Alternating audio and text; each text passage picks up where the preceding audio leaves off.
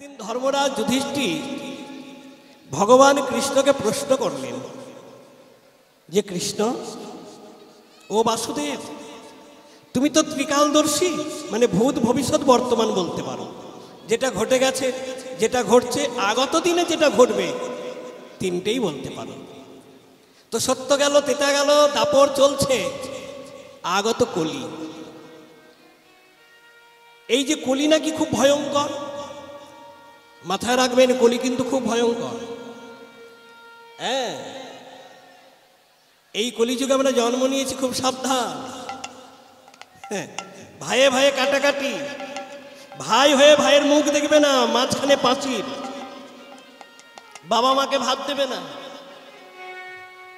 অন্যের ধন চুরি করে আনবে, খুন খারাপি রাহাজানি এই কলিতে। তো কলি নাকি খুব ভয়ঙ্কর। তো কলি যদি ভয়ঙ্কর হয়, তাহলে সেই রাজ্যের প্রজারা, তাদের অবস্থা কেমন হবে, তাদের চরিত্র স্বভাবটা কেমন হবে এই কলিযুগে মানুষের, একবার যদি খুলে বলো। আর তারা মুক্তিই বা পাবে কিসে, এটা জানতে চায়। সেদিন ধর্ম প্রশ্ন করল, কৃষ্ণ বললেন, দাদা, এটা জানতে গেলে তোমাদের পঞ্চপাণ্ডব মানে 5 ভাইকে আমার সামনে আসতে হবে। কথা মতো চলে এলো, 5 ভাই একত্রিত হলো। এইবার কৃষ্ণ আদেশ করলেন, তোমরা 5 ভাই ভিন্ন ভিন্ন 5 পথে যাও, প্রথম যেটা দর্শন করবে আমার কাছে এসে বলবে। এবার পঞ্চপাণ্ডব করলেন কি, ভিন্ন ভিন্ন 5 পথে ধাবিত হলেন, চলে গেল। প্রথমত ধর্ম ছুটে এলো, এসে বলেন, বাসুদেব দাদা, কি এমন দেখলে যে তুমি ছুটছো? বলে, আশ্চর্য দেখলাম। কি? একটা হাতি, হাতির আবার 2টো সুর। একটা হাতি, হাতির 2টো সুর দেখেছেন, শুনেছেন কোনোদিন? 2টো সুর মানে এ কারণটা আমি বুঝতে পারছি না। কৃষ্ণ বললেন, দাদা গো, 2টো সুর মানে 2টো মুখ। এটাই প্রমাণ, আগত কলিযুগে ওই মানুষের মুখ হবে 2টো। কলিযুগের মানুষের মুখ হবে 2টো, একটা বাহিরে আর একটা ভেতরে, একটা বহিরে আর একটা অন্তরে। তাদের মুখের ভাষাটা হবে একরকম, আর কর্ম করে দেখাবে আর একরকম। প্রমাণ জানবেন না? একজন আপনার সঙ্গে সম্বন্ধ তৈরি করলো দাদা দাদা বলে, ভালোবাসার জাল ফেলে দিল আপনার সংসারে। হ্যাঁ, রক্তের চেয়েও যেন আপন হয়ে গেল আপনার কাছে, ভাই পেয়েছি একটা, এত ভালোবাসা তৈরি হয়ে গেল। দাদা দাদা দাদা দাদা বলে ভালোবাসার জাল ফেলে আপনার বাড়িতে যাওয়া আসা শুরু করল, আদান প্রদান শুরু হয়ে গেল। আপনি কখনো বুঝতে পারেন নাই তার মনের মধ্যে এত বড় নোংরা ষড়যন্ত্র চলছে। এই দাদা দাদা বলে চলতে চলতে কিছুদিন পরে দেখা গেল যে বেটা বৌদিকে নিয়ে পালিয়ে গেল। মুখের ভাষাটা হলো একরকম, আর কর্ম করে দেখালো আর একরকম। তার মানে মুখ হলো 2টো। ভীম ছুটে আসছে। কৃষ্ণ কি দেখলে ভীম? আমি দেখলাম যে একটা পাখি, তার বিশাল ডানা, ডানাতে বেদ লেখা, কিন্তু সে ভাগাড়ে গিয়ে নোংরা খাচ্ছে। এর কারণটা কি? কৃষ্ণ বলেন, ওই আগত কলিযুগে কিছু অসাধু জন্মাবে, যাদের উপরে তিলকমালা চন্দন বহির্ব্যাস, কিন্তু রাতের অন্ধকারে তারা নোংরা সাধন করবে, যাদের জন্য সনাতন ধর্মের অপপ্রচার হবে, বদনাম হবে। চলছে তাই। এবার অর্জুন এলো। মাধব, অর্জুন কি দেখলে? আমি দেখলাম একটা গরু তার বাচ্চাকে এমন ভাবে চাটছে, চাটতে চাটতে গায়ের ছাল তুলে দিল, শরীর দিয়ে রক্ত বার হচ্ছে ওই বাছুরটা। এর কারণটা কি? কৃষ্ণ বললেন, অর্জুন, আগত কলিযুগে পিতা মাতা হবে সেও অন্ধ, পুত্র কন্যাকে এত আদর এত সোহাগ দেখাবে, যেটা সন্তানের ক্ষতি হয়ে দাঁড়াবে। মাথায় রাখবেন, আদরে কখনো ভালো সন্তান তৈরি হতে পারে না, আদরে বাঁদর তৈরি হয়। বাঁদরের কাজ কি? লাফালাফি করা, লাফাতে লাফাতে মাথায় ওঠে, অত্যাচার শুরু করে। যত আদর দেবেন, যত ভালোবাসবেন, সন্তান বাঁদরের ন্যায় হয়ে যাবে, এমন অত্যাচার শুরু করবে যে সন্তানের জন্য আপনি একদিন মন্দিরে কেঁদেছিলেন, হে প্রভু গো, আমি বন্ধা, পাড়ার মানুষ আমার মুখ দেখতে চাই না, আমার মুখ দেখলে নাকি তাদের যাত্রা শুভ হয় না, তো প্রভু তুমি আমাকে একটা সন্তান দাও। কে কেঁদে কেঁদে যে সন্তানকে পেলেন, সেই সন্তানের জন্য আবার কাঁদতে কাঁদতে আপনার সংসার থেকে পালাতে হচ্ছে। সুসন্তান তৈরি করতে গেলে পিতার শাসন থাকতে উপরে, আর ভালোবাসা আদর সোহাগ থাকবে অন্তরে। নিতাই গৌর হরি হরি হরিবল হরিবল হরিবল। এইবার সহদেব আসলেন। সহদেব, তুমি কি দেখলে? দেখলাম তিনটে কুয়া। কুয়া মানে বুঝেন তো? কূপ। কূপ। ওই তিনটে কুয়ার মধ্যে প্রথম কুয়ার জল উঠে দ্বিতীয় কুয়াকে বাদ দিয়ে এই 3 নম্বরে পড়ছে। এর কারণটা কি? পাশেরটাই পড়তে পারত, দ্বিতীয় নম্বরকে বাদ দিয়ে তৃতীয় নম্বরে কেন পড়ছে? কৃষ্ণ বললেন, সহদেব, ওই আগত কলিযুগে ভাই হয়ে ভাইয়ের সঙ্গে সম্পর্ক রাখবে না। বেটা শালক শালিকাকে নিয়ে মাতামাতি করবে। জন্মদাতা পিতা, গর্ভধারিণী মা দুমুঠো ভাতের জন্য পথে কেঁদে কেঁদে বেড়াবে, আর বেটা শ্বশুর শাশুড়িকে নিয়ে এসে সিংহাসনে বসিয়ে তার সেবা চালাবে।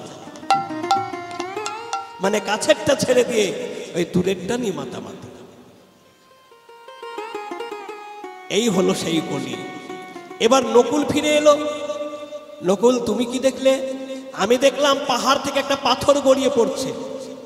সেই পাহাড়ের গা বেয়ে বড় বড় গাছ, বড় বড় ডাল, কিন্তু পাথরটাকে কেউ আটকাতে পারলো না, একটা গুল্মলতাতে আটকে গেল। এর কারণটা কি? কৃষ্ণ বললেন, এই আগত কলিযুগে কলির জীবের এত পাপ হবে যে পাপের বোঝা মাথায় করে বহন করবার মতো শক্তি অর্জন করতে পারবে না। সেই পাপ থেকে মুক্তি পাওয়ার জন্য কত দেবদেবীর চরণে গিয়ে কাঁদবে, কিন্তু তারা তো মুক্তি ঘটাতে পারবে না। আপনি কালী পুজো করুন, মনসা পুজো করুন, সন্তোষী মায়ের পুজো করুন, কার্তিক পুজো করুন, তাদের কাছে কাঁদুন, আমাকে একটু মুক্তি দাও। তারা কি বলবে জানেন? ধন চাও, ঐশ্বর্য চাও, পুত্র চাও, কন্যা চাও, শিক্ষা চাও, শক্তি চাও, সব দিতে পারবো, কিন্তু আমরা মুক্তি দিতে পারবো না। হরিবল হরিবল হরিবল। তাহলে মুক্তি একমাত্র অনাদিরাদি গোবিন্দ সর্বকারণের কারণ, যার কাছে আমরা সবাই কাঁদছি ওই মুক্তি পাবার জন্য। তাহলে ওই কলিযুগে একমাত্র জীবের মুক্তি হলো ওই গুল্মলতা স্বরূপ মধুমাখা কৃষ্ণ নাম। জীব যদি নির্জনে বসে, নিরালায় বসে পরমাত্মার চরণ চিন্তা করে নয়ন জলে বুক ভাসিয়ে একবার হা কৃষ্ণ বলে কাঁদতে পারে, জীবের তৎক্ষণাৎ সর্বপাপ দূরীভূত হয়ে তিনি শুদ্ধ স্বচ্ছ পবিত্রতা হয়ে বৈকুণ্ঠগামী হবে। নিতাই গৌর হরি হরি হরি হরি।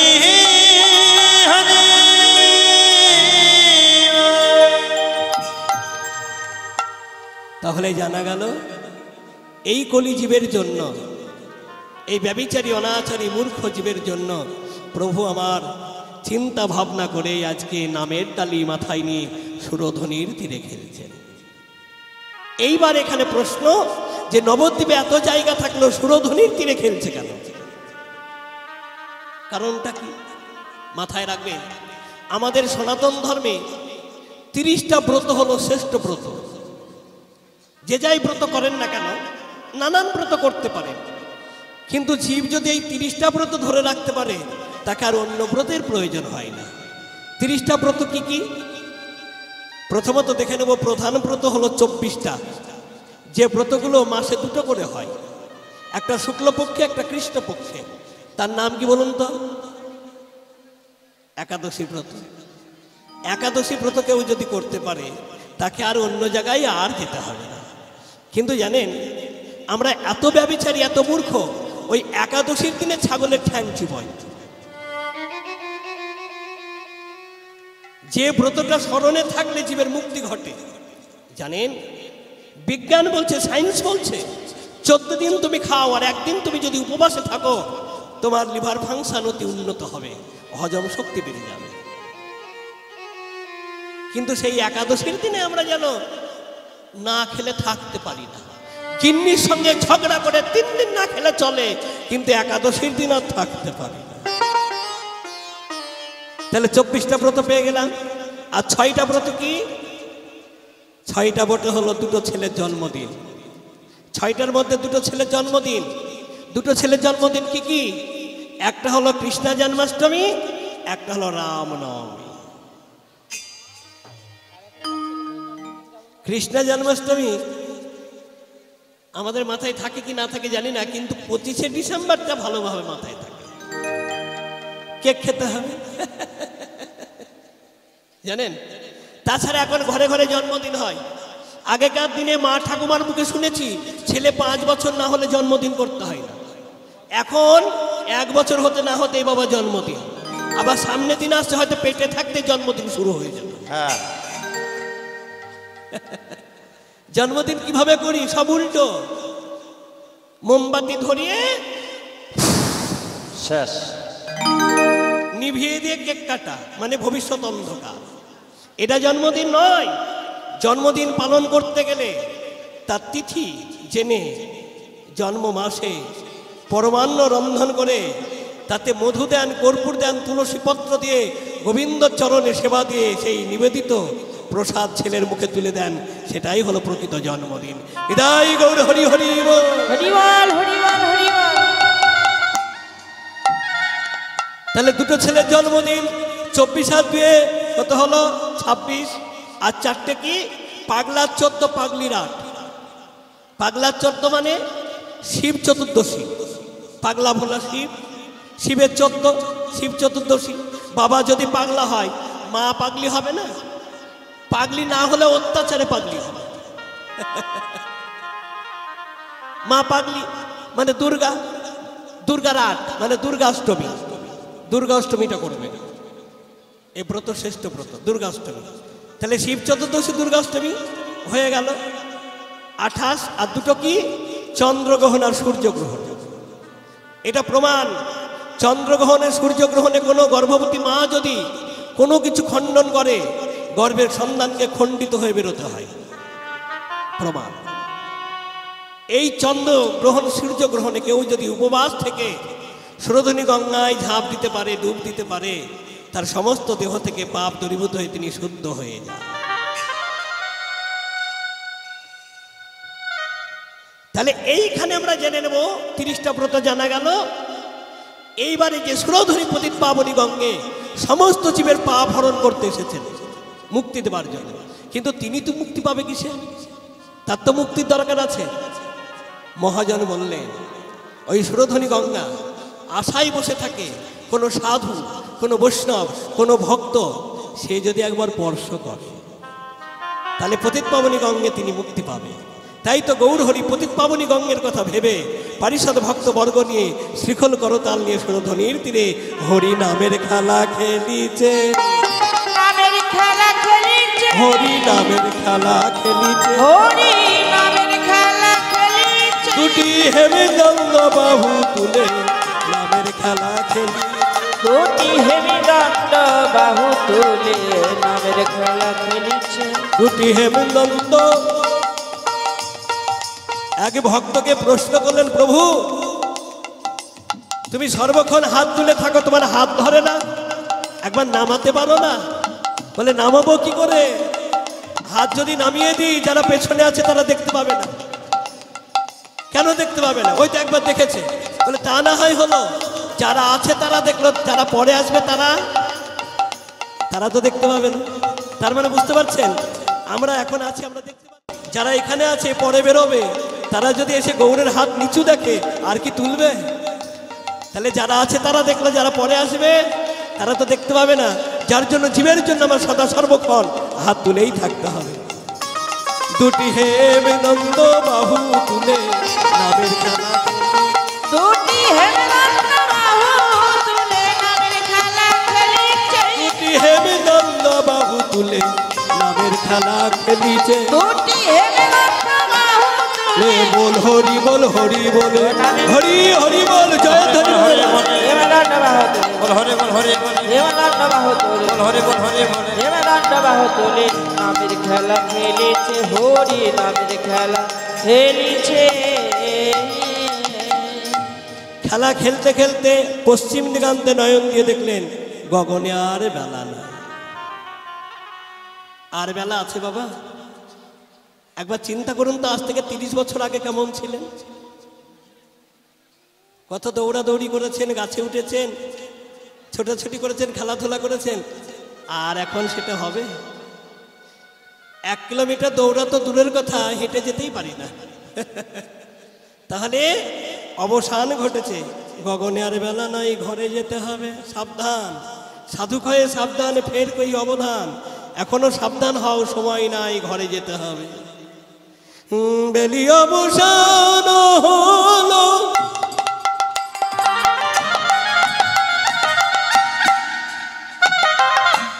চলো যায় ঘরে।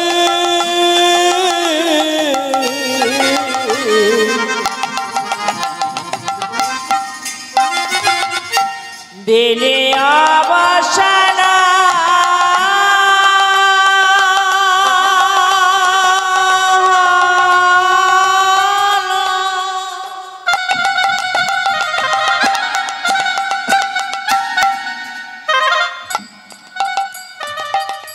চলো যায় ঘরে।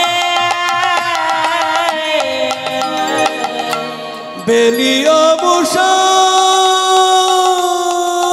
হলো,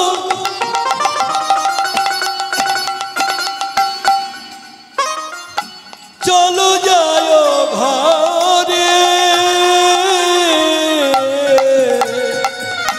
বেলে অবসান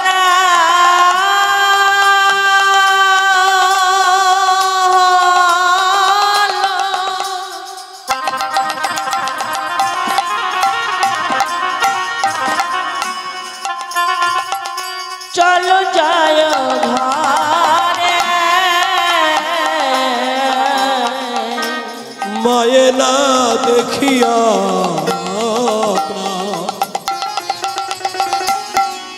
আমার কেমন যেন করে। মায়ে না দেখিয়া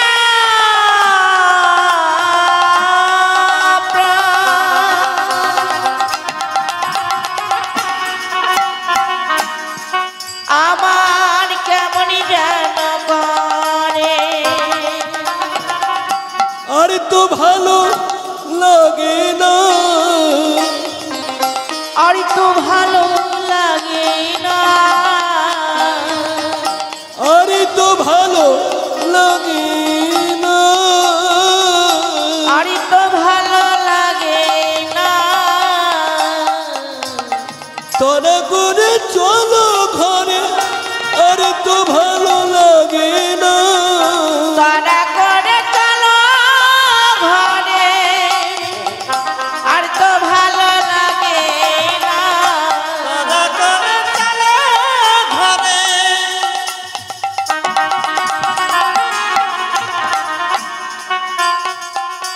আর তো ভালো লাগে না। তারা করে চলো ঘরে,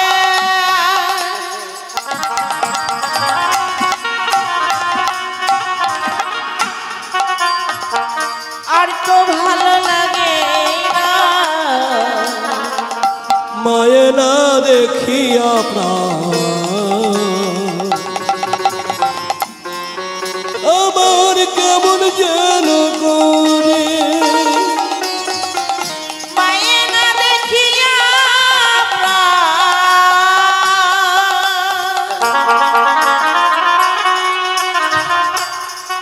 আমার কেমন যেন করে।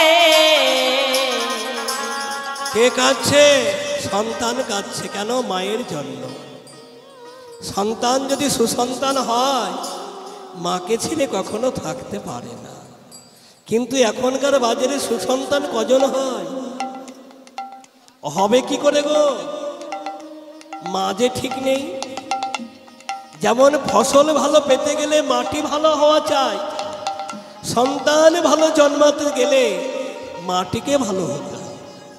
মাটি যদি ভালো না হয়, সন্তান কখনো ভালো হতে পারে না। গর্ভে সন্তান রয়েছে, মা যদি রাস্তা রাস্তায় ফুচকা খেয়ে বেড়ায়, ফুচকে জন্মাবে না তো আবার ভক্ত জন্মাবে? বলুন তো। এখনকার মায়েদের স্বভাব কেমন জানেন? কেউ যদি বলে সন্ধ্যাবেলায় বেড়াতে হয় না, ও মা সন্ধ্যার দিকে তাকিয়ে থাকে, বাজারে যেতে হবে না, ফুচকা খেতে হবে, শপিংয়ে যেতে হবে। কোনো মা যদি বলে আরে গর্ভবতী মা তুই এ কাজটা করতে হয় না, সে কাজটা বেশি করে কর। গর্ভের সন্তান রেখে মা যদি আমার হরিবাসরে যান, মন্দিরে যান, কৃষ্ণ বলে কাঁদে, শ্রীমদ্ ভাগবত শ্রবণ করে, দেখবেন তিনি কৃষ্ণবালা পাখি হয়ে ভক্ত হয়েই জন্মাবে। হ্যাঁ, তাহলে এখন সন্তানের দোষ? বলে না না, মাটি ভালো না। ভালো সন্তান পেতে গেলে মাটিকে ভালো হতে হবে। তোমার জন্ম নিয়েই তো সে দস্যু হয়নি, জন্ম নিয়ে তো সে মাতাল হয়নি, জন্ম নিয়ে তো সে চোর হয়নি। সে ছিল একটা কাঁচা মাটির ন্যায়, তুমি যেভাবে গড়েছো সেইভাবে সে তৈরি হয়েছে। হরি হরি বল, হরিবল হরিবল হরিবল। আবার লক্ষ্য করে দেখবেন বাবা সবাই হতে পারে না। বাবা সবাই হতে পারে পারে না। এখনকার বাবা কেমন? যেমন আমি ছেলেকে ভালো করে পড়াশোনা করাবো, ভালো স্কুলে কলেজে পড়াবো, বা ছেলেকে দিয়ে আমি চাকরি করাবো, এই আশা। সেই মতো ভগবান আশা পূরণ করে দিল। ছেলে ভালো পড়াশোনা করে চাকরি পেয়ে গেল। শেষের দিনে আমার আশ্রয় হলো বৃদ্ধাশ্রম। ছেলে মোটা মোটা টাকা রোজগার করে, টাকার জন্য আমাকে বৃদ্ধাশ্রমে রেখেছে, একবার খোঁজ নেয় না।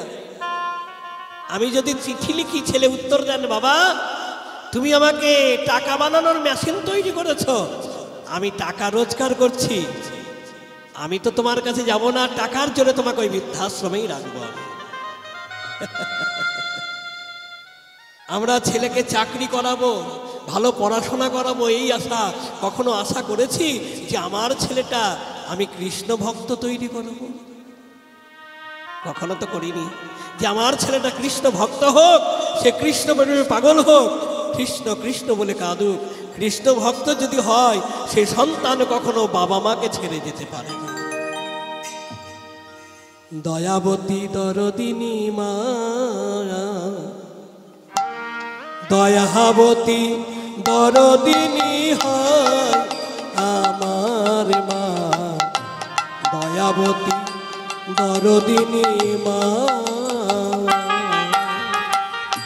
দয়াবতী দরদিনী হয় আমার মা, দয়াবতী দরদিনী মা। ধরিয়া জঠরে কত কষ্ট করে, কষ্টের কথা মা তো আর মনে রাখে না। ধরিয়া জঠরে কত কষ্ট করে, কষ্টের কথা মায়েরা মনে রাখে না। কনকনে শীতের মধ্যে মা ছেলেকে নিয়ে ঘুমোচ্ছে, ছেলে আমার অকাতরে ঘুমোচ্ছে, মায়ের কি ঘুম আসে? ঘুম আসে না কেন? একটা কাঁথা ভিজিয়ে দিয়েছে, আবার আরেকটা পাল্টাচ্ছে, আবার দিচ্ছে, আবার পাল্টাচ্ছে, সর্বশেষে মায়ের আঁচল পেতে দিয়েছে। ধরিয়া জঠরে কত কষ্ট করে, দুঃখের কথা মা তো আর মনে রাখে না। মা ধরিয়া জঠরে কত কষ্ট করে, দুঃখের কথা মায়েরা মনে থাকে না। ওগো মা তো জগতের সেরা, মায়ের নিন্দা করে যারা, মা তো জগতের সেরা, মায়ের নিন্দা করে যারা। মা তো জগতের সেরা, মায়ের নিন্দা করে যারা, মা তো জগতের সেরা, মায়ের নিন্দা করে যারা। মানুষ বলে এ সংসারে কেউ তো মানে না, দয়াবতী দরদিনী মা, দয়াবতী দরদিনী হয় আমার মা, দয়াবতী দরদিনী মা। গৌর হরি বললেন নরহরি গৌরীদাস শ্রীপাদ, আর গগনে বেলা নাই, ঘরে যেতে হবে, চলো। বেলি অবসান হেরি গৃহেতে চলিলা, জননীর চরণে আসি, গৌর আমার প্রণাম করি। প্রণাম করিলাম। মায়ের চরণে হাত রেখে প্রণাম করলেন। কেন? জগৎকে শিক্ষা দিলেন, কোথাও যেতে গেলে মাকে প্রণাম করে যাও, আবার কর্ম করে এসে ঘরে মাকে প্রণাম করে প্রবেশ করো। কেন? জেনে নাও মাতৃশক্তি, মাকে প্রণাম করলে আশীর্বাদ পাওয়া যায়, আর সেই আশীর্বাদ পেলে তোমার জীবনে লাভটা কি হবে বলবো? মাতৃশক্তি বলে যাই, এটার নাম কি? লোহা। আমরা জানি যে লোহাটা শক্তিশালী, কেন? অন্যকে কাটতে পারে, কিন্তু ভেবে দেখেছেন এর চেয়েও একজন শক্তিশালী আছে। সেটা কে? যার নাম হলো আগুন। লোহাকে গলিয়ে দিতে পারে। তাহলে আগুন শক্তিশালী, কখনো ভাববেন না তার চেয়েও শক্তিশালী আর একজন আছে। সেটাকে, যার নাম হলো জল, যে আগুনকে নিভাতে পারে। তাহলে জল শক্তিশালী বলেন না, তার চেয়েও আরও আছে। সে কে? এই যে মানব জাতি, যে জলকে পান করতে পারে, গিলে খেতে পারে। তাহলে মানব জাতি শক্তিশালী বলেন না, তার চেয়েও একজন আছে। সেটা কে? সেটা হলো মৃত্যু। মানুষের কত স্বপ্ন, ব্যবসা করব, 2 হাতে টাকা রোজগার করে সুন্দর বাড়ি তৈরি করব, গাড়ি কিনবো, আনন্দে দিবানিশি যাপন করব, তাই না? হঠাৎ করে মৃত্যু ঘটে গেল, সব স্বপ্ন শেষ।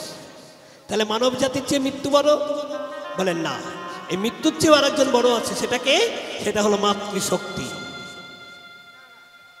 প্রকৃত মায়ের যদি আশীর্বাদ কোনো সন্তান পেয়ে যায়, তার কপালে যদি মৃত্যু যোগ লেখা থাকে, সে মৃত্যুর হাত থেকে ফিরে আসে। এত বড় শক্তি, জানেন কি? আর এখনকার ছেলেরা ভুলে গেছে, কোথাও গেলে মাকে প্রণাম করা তো দূরের কথা, মাকে একবার বলে যেতে চায় না। সে বেটা জানে না যে মায়ের শক্তি কত। ভক্তমণ্ডলী, ভক্তিপতি মায়েরা, যারা জানেন না জেনে নিলেন, আপনারাও জানিয়ে দেন। কোথাও যেতে গেলে মাকে প্রণাম করে যান, আবার ফিরে এসে মাকে প্রণাম করে ঘরে ঢুকুন। জীবন আপনাদের সুখময়, উন্নত, উজ্জ্বল হবেই হবে। বিদায় গৌর হরি হরি হরি হরি হরি। তাই গৌর হরি এসে মাকে প্রণাম করলেন, করে বললেন, মা তুমি আমাকে আশীর্বাদ করো। শচী ঠাকুরানী বললেন, নিমাই ও বাবা, তোকে আমি কি আশীর্বাদ করব? তোর আশীর্বাদ পাবার জন্য তো ত্রিজগৎ বসে থাকে, আমি তোরে কি আশীর্বাদ করব? মা গো, তুমি আমাকে এই আশীর্বাদ করো, যেন আমি কৃষ্ণ বলে কাঁদতে পারি। কৃষ্ণ বলে কাঁদিতে পারি, যেন কৃষ্ণ বলে কাঁদতে পারি, যেন কৃষ্ণ বলে কাঁদিতে পারি। দুটি নয়নে জলে